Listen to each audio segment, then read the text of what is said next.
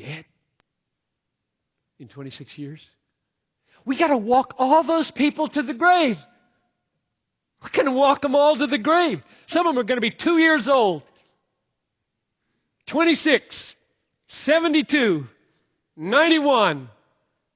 And we're walking together to the grave.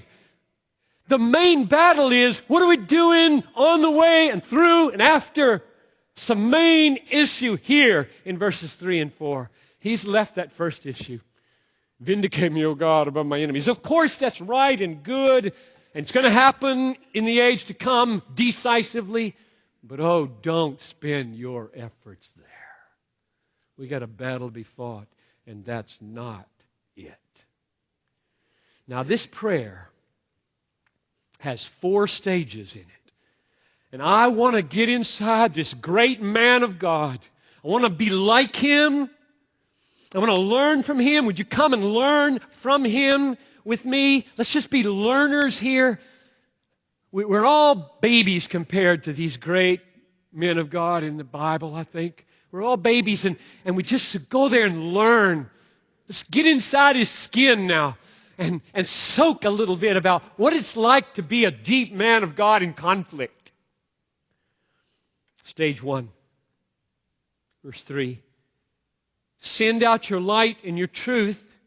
Let them lead me. So stage 1 in this prayer is, he confesses, I need God to lead me. And the reason he needs God to lead him is because he's in the dark. When you're in the dark, you need somebody to take your hand and walk you to a place where there's some light, or you're going to fall in a ditch.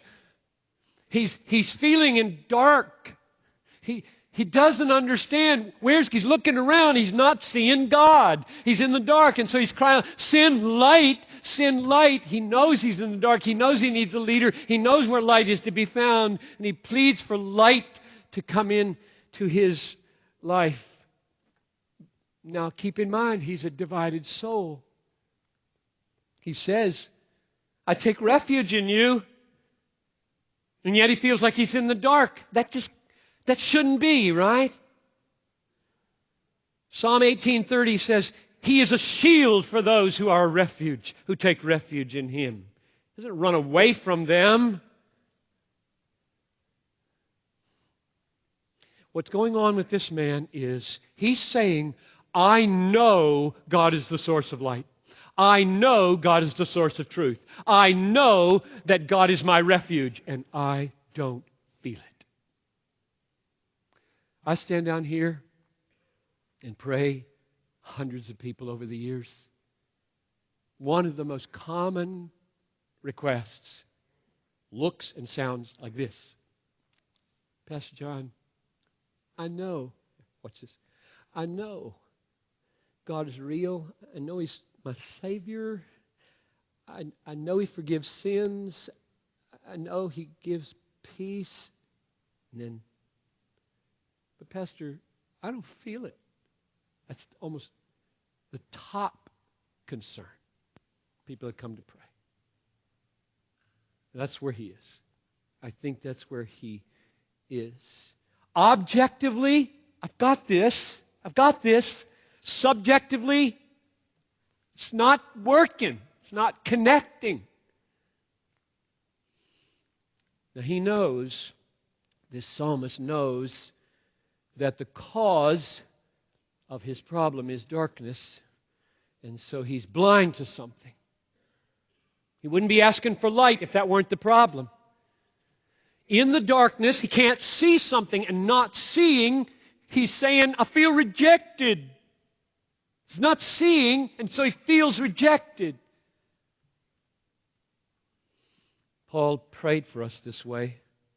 Do you remember Ephesians 1:18? May the eyes of your hearts, stop and ponder that term. Not these. May the eyes of your hearts be enlightened,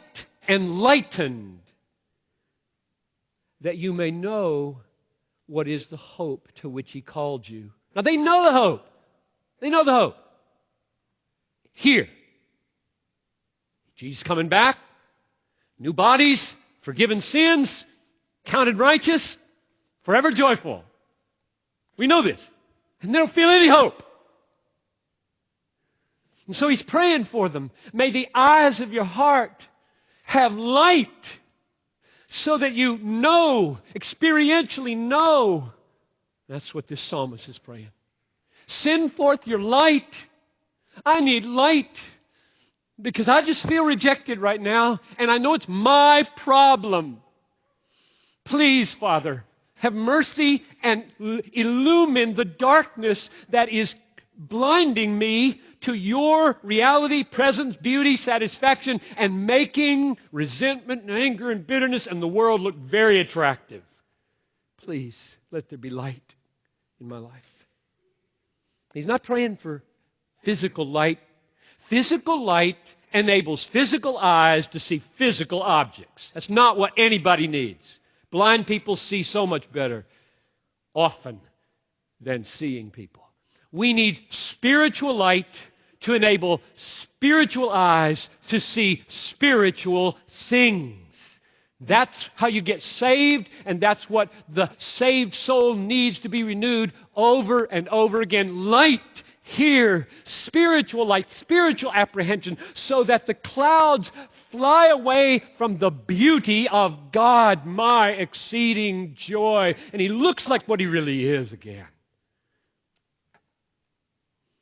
Oh God, send out your light. Why does He add, and truth?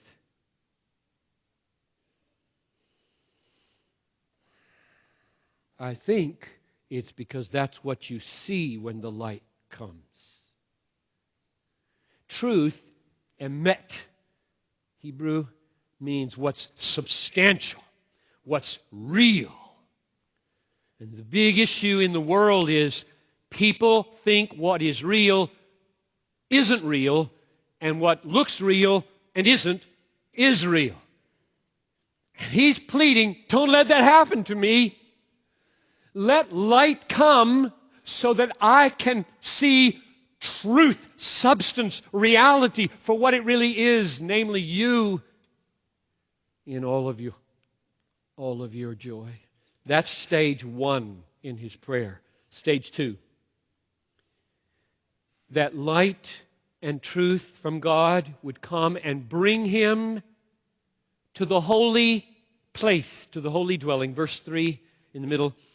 Let this truth and light bring me to your holy hill and to your dwelling, and then I will go to the altar of God. So after he says, God, what I need is light in my darkness, he gives he knows exactly where he needs to be. He needs to be at the altar. What happens at the altar? Blood happens at the altar. Anybody reading Leviticus? Good night. What a bloody book. Oh, it's so good. Refrain after refrain after refrain. The blood is thrown. The bull is slit. The hands go on the head. Atonement is made. Forgiveness is given over and over and over again, saying, Christ, Christ, Christ, screaming that it's coming. And it has come.